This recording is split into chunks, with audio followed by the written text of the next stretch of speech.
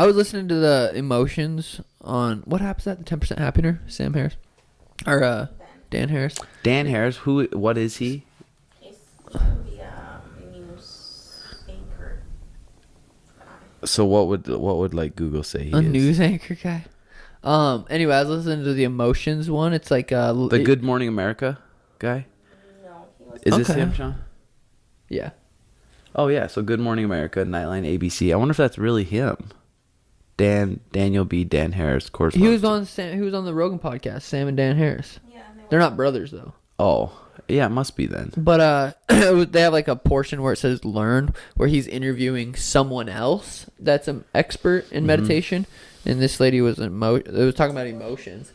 But I was just thinking, I'm like, if you're like depressed for a period of time, or sad for a period of time, like I was when we broke up, like go back and look at my thoughts.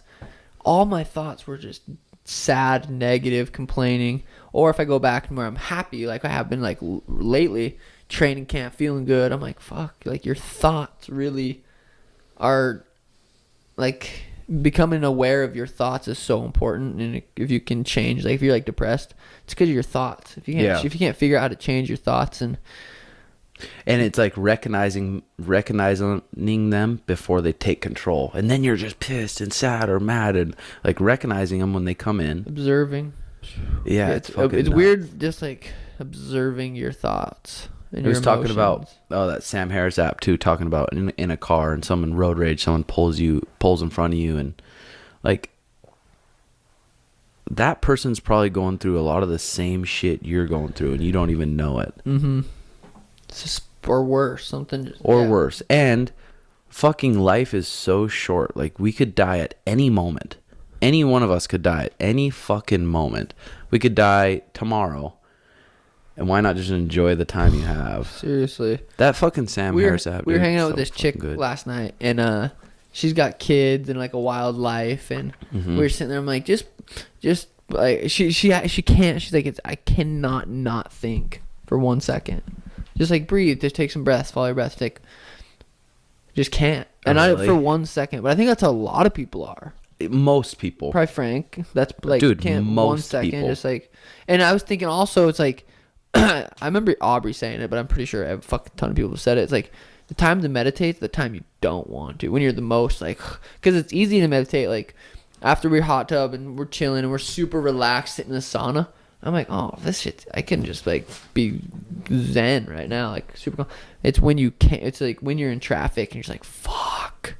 That's the best time to do it, but that's the hardest time to do it because it's the last thing you want to do. Is like, I'm just gonna breathe and meditate. That's the perfect time to listen to like just a couple minutes of this real quick. This is fucking it's good. Lil John.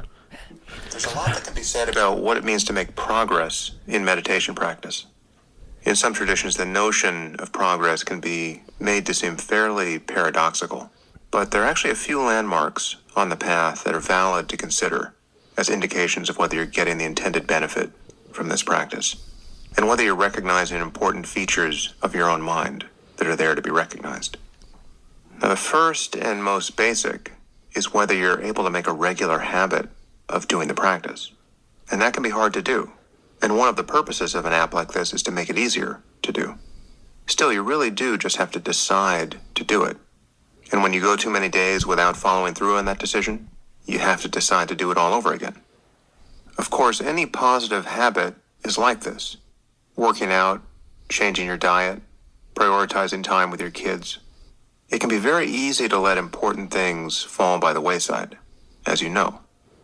And then you just have to recommit all over again. So just taking some period each day to practice is already significant progress.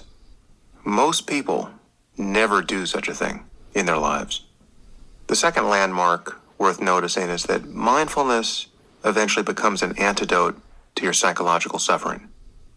Now, it's not that negative emotions and moods no longer arise, but when they do, you can drop back and merely witness them. You can't always.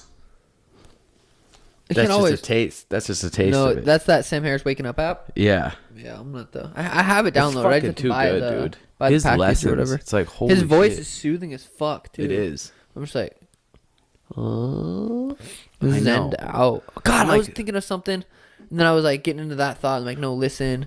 And Yeah. then, but I knew it was a good thought, and I don't remember it. I know that's the fucking thing about how Our brains are That's what so happens with the fucking crazy. podcast.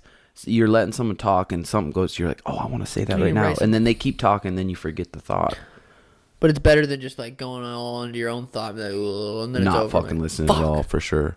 Our brains are so weird, just like all the chemicals and just like. But even my mom, imagine if she just like spent a lot of time listening to things like this, or listening to studying Sam Harris and all of his shit, compared to just studying Jehovah's Witness shit for the last 20 years. Oh, it's Only crazy. thing you read is Jehovah's Witnesses articles.